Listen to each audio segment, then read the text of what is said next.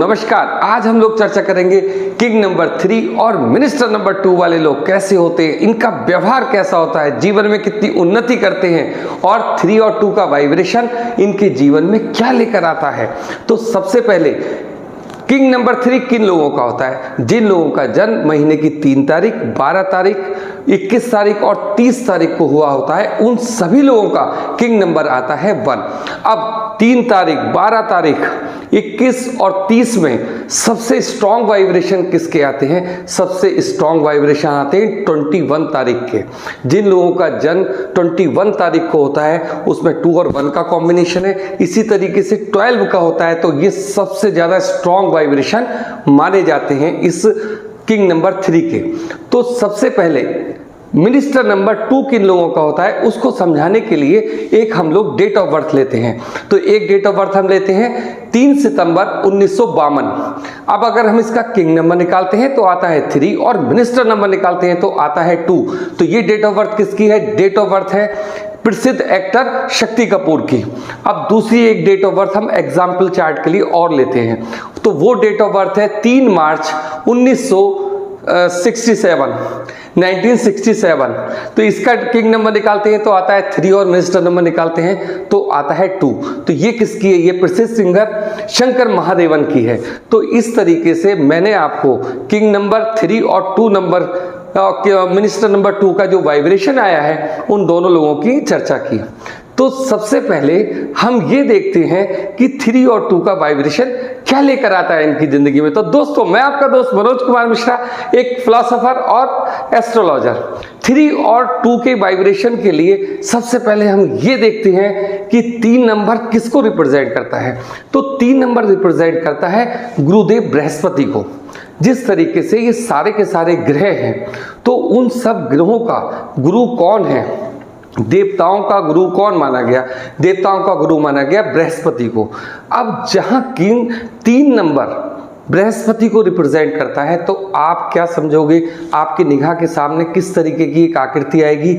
जिस तरीके का गुरु होता है उसके प्रति आदर का भाव होता है। तो 3 नंबर हमें क्या क्या देता है? किंग नंबर 3 हमें देता है, बृहस्पति हमें देते हैं, ज्ञान देते हैं, शिक्षा देते हैं, आशीर्वाद के लिए प्रसिद्ध है।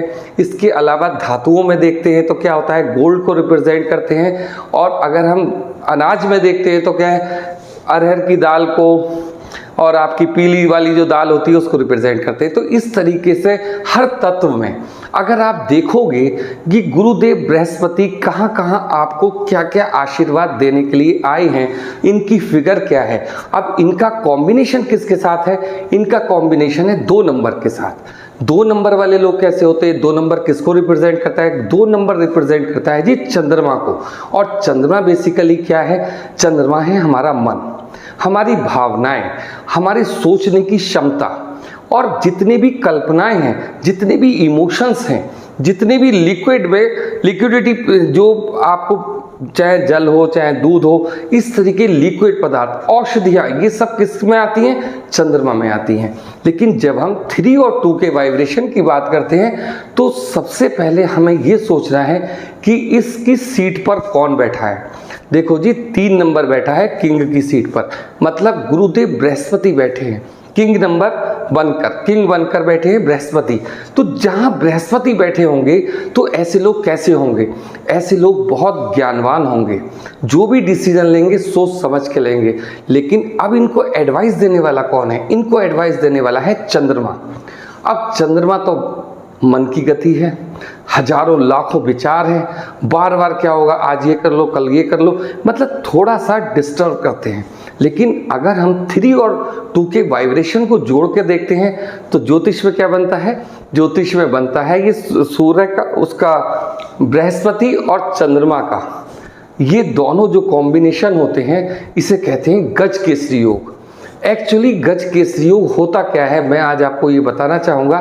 देखिए, चंद्रमा में क्या होता है कि जब कोई एक अच्छा विचार आता है, इन चंद्रमा वालों से कोई आप पूछोगे कि मुझे ये काम करना है, जैसे बृहस्पति चंद्रमा से पूछते हैं कि मेरे पास ये काम करना है, तो ये जब खुद के लिए अपने डिसीजन लेंगे तो कुछ पॉइंट पॉजिटिव बताएंगे, बाकी अधिकतर पॉइंट नेगेटिव बता देंगे। तो इस तरीके से डिसीजन लेने की क्षमता कम होती है। तो यहाँ पर जब कॉम्बिनेशन की बात कर रहे हैं और मैं बात कर रहा हूँ आपसे गज केसरी योग के बारे में, तो क्या है, अब अगर इनका कोई अच्छा दोस्त होगा तो इनसे कहेगा अरे भैया आप यहाँ कहाँ आ गए, आपको तो और आगे बढ़ना चाहिए। मतलब कहने का ये है गज केसरी योग एक इस तरीके का योग है जिस प्रकार से हनुमान जी अपनी सारी शक्तियों को भूले बैठे थे और जामवंत ने आकर उनको बताया कि आपके अंदर तो इतनी क्षमता है कि पूरे समुद्र को ही आप लांघ जाओगे। तो इस तरीके का ये योग बना होता है। मतलब पावर आपके पास पूरी होती है लेकिन उसका इस्तेमाल आप करते ही नहीं। करते क्यों नहीं? चंद्रमा की नेगेटिविटी के कारण। तो जहां गुरुदेव बृहस्पति इतने ज्ञान के देवता हैं, वहीं क्या करते हैं, चंद्रमा इनकी नेगेटिव एनर्जी को बहुत ज़्यादा देते हैं बृहस्पति को। तो डिसीजन मेकिंग पावर इनकी प्रॉब्लम में आ जाती है। अच्छे डिसीजन लेने वाला व्यक्ति भी नेगेटिव एनर्जी में चला जाता है। तो सबसे पहले इन लोगों को अपनी पावर को समझना होगा, गज केसरी योग का इस्तेमाल करना होगा, बार बार अपनी चीज़ों को दोहराना होगा कि मेरे अंदर ये बात है, मेरे अंदर ये अच्छाई है। तो जितनी बार ये अपनी अच्छाइयों को मन मन में दोहराते रहेंगे कि मेरे अंदर ये पावर है, मेरे अंदर ये पावर है, तो ये लोग आगे बढ़ते चले जाएंगे। गज केसरी योग का मतलब यही नहीं होता कि कोई बाहर से आए तब आपको उसको समझाए। गज केसरी योग का मतलब ये भी होता है कि सबसे पहले आपको अपने मन में ये सोचना होगा कि मेरी पॉजिटिव पावर क्या है और मेरी नेगेटिव पावर क्या है। तो जब हम इस चीज़ को समझ जाएंगे तो हम अपनी पॉजिटिव पावर का इस्तेमाल कर सकते हैं। तो ये है वाइब्रेशन 3 और 2 की। अब ये लोग शिक्षा के क्षेत्र में होते हैं, किस लाइन में जाए? देखिए, जहां भी 3 नंबर आएगा आप ये समझ लीजिए कि पढ़ाई में ये लोग अच्छे होते ही होते हैं। जब 3 और 2 के कॉम्बिनेशन की बात करता हूं तो मैं कभी आपसे ये नहीं कहूँगा कि ये बहुत टॉप क्लास होंगे, लेकिन ये जहां भी पढ़ेंगे ये अच्छे स्टूडेंट्स में गिनती होगी।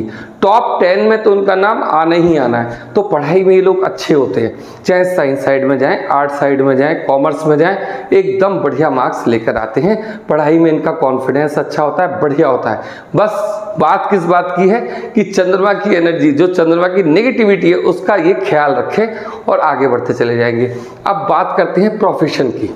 देखिए, जितनी भी प्रोफेशन आपको इनका देखेंगे तो जहां गुरुदेव बृहस्पति आते हैं तो हमें सबसे पहले बृहस्पति के जितने भी काम होते हैं वो क्या होता है, पढ़ना पढ़ाना। मतलब मेन आप टीचिंग में चले जाओ, प्रोफेसर बन जाओ, कोई अच्छे एडवाइज़र बन जाओ, किसी भी तरीके के फाइनेंस के कार्य में चले जाओ, किसी भी टाइप के ऐसी चीज़ में चले जाओ जहाँ पर पानी से संबंधित कोई काम होता है। अगर आप बिजनेस में जाना चाहते हो, आप किसी का भी कोई भी इस तरीके के केमिकल इंडस्ट्रीज में जा सकते हो, आप टॉप लेवल पर जाओगे। तो इस तरीके से ये इनके प्रोफेशंस हो गए। अब बात करते हैं लव एंड रोमांस के फील्ड में ये लोग कैसे होते हैं। देखिए, जहां पर भी 3 नंबर का साथ, चाहे 1 नंबर के साथ है, चाहे 2 नंबर के साथ है। आज मैं आपको एक बहुत अजीब बात बताऊंगा कि 1 नंबर में तो कॉन्फिडेंस होता है कि भाई जो हम कर रहे हैं ठीक कर रहे हैं, लेकिन जब 3 का वाइब्रेशन 2 के साथ आता है तो वहाँ पर कॉन्फिडेंस नहीं होता, वहाँ पर भावनाएं होती हैं, वहाँ पर कल्पनाएं होती हैं। तो ये डिसीजन लेने में इनको परेशानी होती है। देखने में अट्रैक्टिव होते हैं, देखने में अट्रैक्टिव होते हैं तो मतलब क्या कहना चाह रहा हूँ मैं आपसे यहाँ, अगर मेल है तो फीमेल्स इनकी तरफ बहुत अट्रैक्ट होंगे और अगर फीमेल है तो मेल इनकी तरफ बहुत अट्रैक्ट होंगे। लेकिन ये बहुत ही ज़्यादा, जैसा चंद्रमा का स्वभाव है ना, उस तरीके बहुत चूजी होते हैं, बहुत चूजी। लोग तो ये समझते हैं कि भाई ये हमारी जो हमने इनसे बोला है या जो हम इनसे कहलवाना चाहते हैं ये हमें पसंद करते हैं, लेकिन वास्तविकता ये है कि ये लोग उनको बिल्कुल पसंद भी नहीं करते हैं और उनके मुंह पे भी कह देते हैं कि भाई मैं आपको पसंद नहीं करता। इस तरीके की इनकी पावर है। हाँ, एक बात का बहुत ज़्यादा ख्याल रखते हैं कि कोई व्यक्ति बुरा न माने। तो इस तरीके की वाइब्रेशन क्यों? क्योंकि वो चंद्रमा है, किसी को भी नाराज नहीं करना चाहता, तो अपनी बात कह भी दी और दूसरे को ज़्यादा बुरी भी ना लगे। तो ये बहुत चूजी होते हैं इस फील्ड में। और ऐसा मैं आपसे नहीं कह रहा कि इनको मतलब प्यार की ज़रूरत नहीं है, इनको प्यार की ज़रूरत है, सब कुछ है, लेकिन ये उसी को उसी से बातचीत करेंगे जो इनको पसंद आएगा। जबरदस्ती वाला कोई फील्ड नहीं है। तो लव एंड रोमांस का फील्ड इनके लिए बिल्कुल भी नहीं है। अब बात करते हैं कि इनकी स्पाउस किस क्षेत्र से आनी चाहिए। तो देखिए, जब भी हम 3 और 2 के वाइब्रेशन की बात करेंगे आपसे, तो हमें क्या करना पड़ेगा, या तो 3 से संबंधित कुछ काम, कुछ अंक देखने पड़ेंगे, या 2 से, इन दोनों की वाइब्रेशन। तो सबसे अच्छा अंक कौन सा है? देखिए 3 अच्छा है, 2 अच्छा है, क्योंकि कॉम्बिनेशन बढ़िया है। तो इनके लिए क्या है, 1 नंबर इनके लिए बेस्ट नंबर माना जाता है। अगर 1 नंबर ये अपने साथ जोड़ लें तो बहुत ही अच्छा होता है। लेकिन इन लोगों को अपनी दूरी 4 नंबर वालों से बना के बिल्कुल बच के चलें। जिनका 4 नंबर है उनके लिए बढ़िया नहीं होता, क्योंकि क्या होता है कि बृहस्पति और राहु की भी नहीं पड़ती, और राहु और चंद्रमा को भी ग्रहण वाली स्थिति आती है, अर्ध ग्रहण लगाता है। तो इस तरीके से 4 नंबर इनके लिए बढ़िया नहीं है।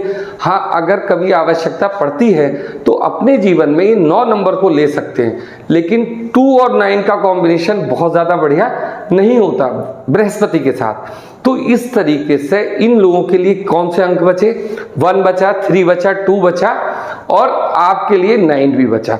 तो इस तरीके से अगर इनकी स्पाउस आती है तो ये बहुत अच्छा इनके लिए होगा।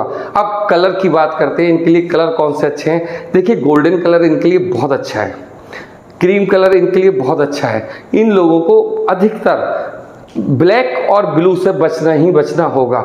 जीवन में अगर इनको उन्नति चाहिए तो वो कौन से टिप है, सबसे पहले ये अपने आप को पहचानिए। आपकी पावर क्या है वो लिखो। आप एक बार लिखो कागज पर कि मेरे पास पॉजिटिव पावर क्या है, मेरे पास नेगेटिव पावर क्या है, मुझे किस बात पर गुस्सा आता है। कारण क्या है, बहुत जल्दी इनको गुस्सा आता है। फिर अगर किसी भी बात को ये कहते हैं या इनको ऐसा लगता है इनसे कोई जबरदस्ती कोई काम करवा रहा है, तो इनकी आंखों में आंसू आते रहते हैं। क्यों आते रहते हैं? क्योंकि चंद्रमा के कारण। आप जब इस वाइब्रेशन को पकड़ोगे ना, ये बहुत इमोशनल लोग होते हैं, लेकिन कभी ये अपने इमोशन दूसरों को दिखाना नहीं चाहते। तो सबसे पहले इन लोगों को अपने चंद्रमा की एनर्जी को कंट्रोल करना पड़ेगा, तब ये लोग अपने आगे बढ़ेंगे। तो सबसे पहले क्या करेंगे, सूर्य को अपने बीच में लेकर आए, सूर्य को जल दे, सारे काम फिट हो जाएंगे, कोई दिक्कत वाली बात नहीं।